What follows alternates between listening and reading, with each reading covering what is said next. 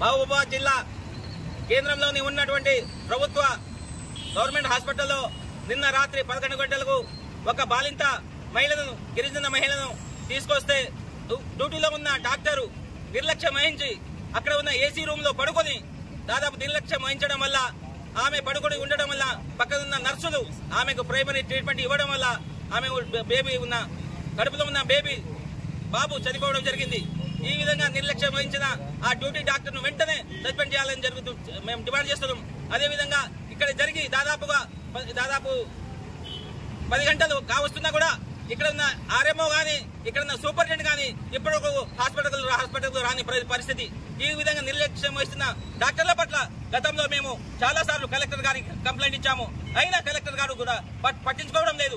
ఈ విధంగా కలెక్టర్ గారు కూడా ఈ గిరిజన జిల్లా పైన నిర్లక్ష్యం వహిస్తున్నారు.